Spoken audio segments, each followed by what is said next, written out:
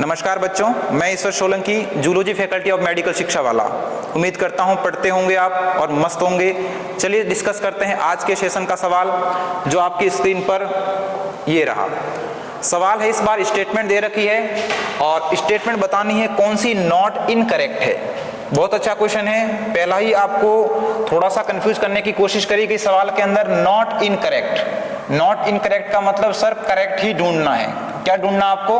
Correct. बहुत ज्यादा संभावनाएं होती है ऐसे क्वेश्चन में मिसकंसेप्शन की, क्योंकि सवाल ठीक से पढ़ने में आता नहीं है। नॉट करेक्ट समझ लेते हैं, लेकिन यहां पर दे रखा नॉट इनकरेक्ट, यानी अल्टीमेटली अपने को करेक्ट देखना है।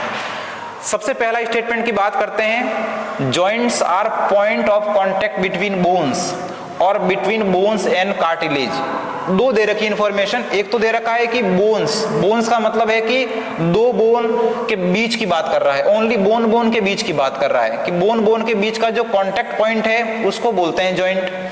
दूसरी बात कर रहा है कि बोन और कार्टिलेज के कांटेक्ट पॉइंट को बोलते हैं जॉइंट। तो नो डाउट ये स्टेटमेंट एनसीईआरटी की स्टेटमेंट है और सही भी है। बोन और कार्टिलेज के कांटेक्ट पॉइंट की बात करो या फिर कोई भी दो बोन के बीच के कांटेक्ट की बात करो तो क्या कहलाता है? जॉइंट कहलाता है। पहली स्टेटमेंट करेक्ट है। दूसरी बात करते हैं, the number of cervical vertebrae are 7।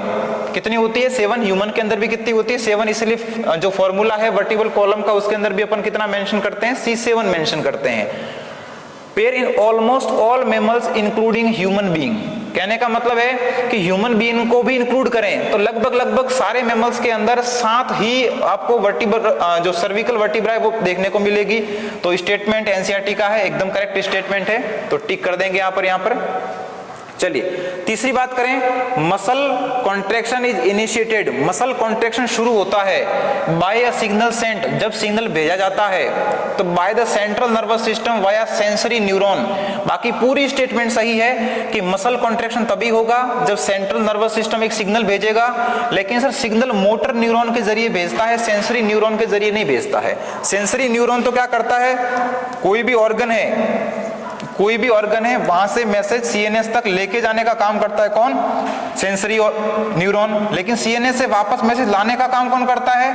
वो मोटर करता है। तो मसल फाइबर तक जो सिग्नल लेके आएगा, एक कॉन्ट्रैक्शन का मैसेज लेके आएगा, वो कौन लेके आएगा? मोटर न्यूरॉन लेके आएगा। इसका मतलब थर्ड स्टेटमेंट आपकी क्या हो जाती है सर? यहाँ पर गलत हो जाती है।